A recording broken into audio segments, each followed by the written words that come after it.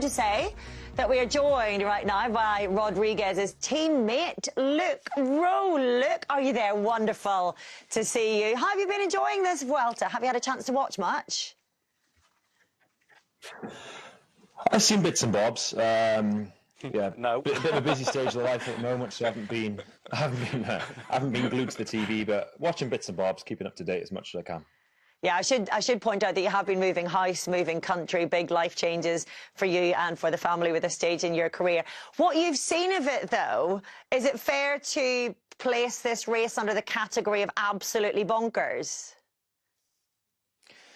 Yeah, it seems like every day's just been raced like a one-day classic, and I know we're seeing that more and more in what we call modern cycling, but that seems to be the trend of this race more than any other race this season.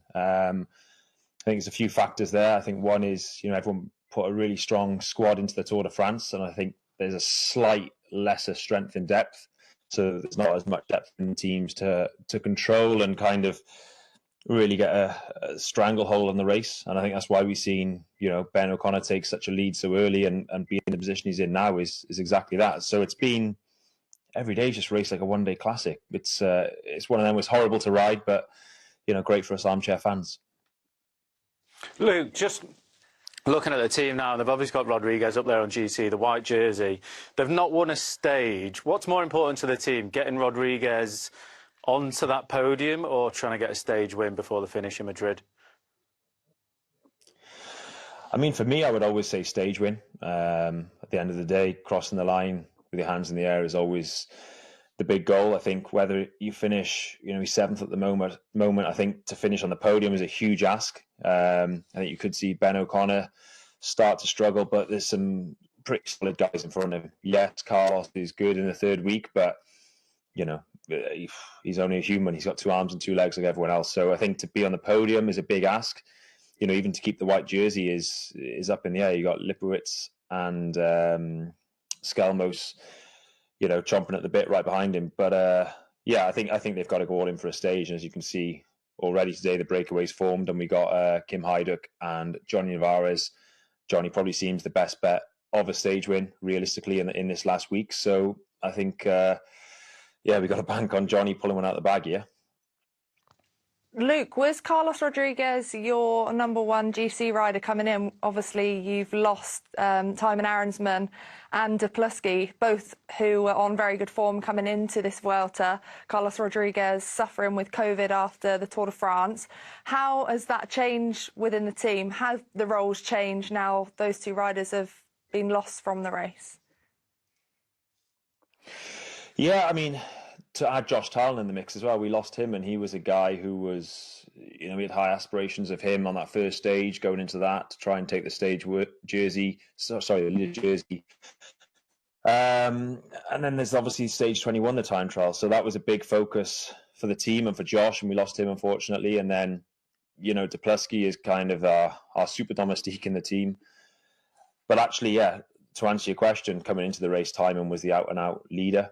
And it was kind of for Carlos to roll the dice and see how he could perform, backing up after the Tour de France. And then with the loss of time, and they fell on Carlos's legs, I think, Carlos's plate, sorry. So, yeah, it's a tough one, when you're not going in as full leader with the backing of the team, and then suddenly the top dog drops out and it's over to you. Luke, this is a bit of a hard question maybe to answer for you, but Ineos recently over the last year... No, but Ineos over the last year, we know what they've done in the past, but it seems like this year they found things especially difficult in terms of... We've had people leaving the team like Dan Bingham, the performance guy, whatever his job role was. But do you think there's an answer to this, to why we're seeing it as the team isn't performing as well as they should be? I mean, yes, it's a $1 million question, really, isn't it? And I think I'll do my best to try and expand on this. And I think, to sit here now, and I think anyone from the team would with what I'm saying, is you can't really sugarcoat it. It's a high-budget team with some very well-paid bike riders, some guys who are paid to win big bike races, and it's just not happening.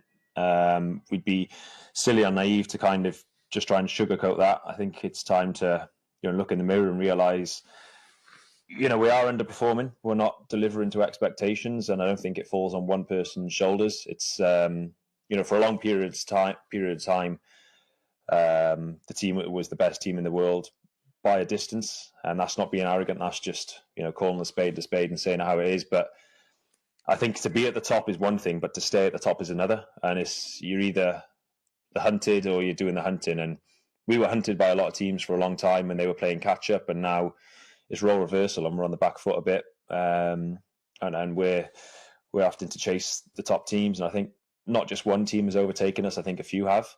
But the guys not Grenadiers, they're not the type of guys. I know, I know them well. I know the management. I know the owners well, and they're not the type of people who will, roll over and get their tummies tickled. They're there for a fight. They want to come back.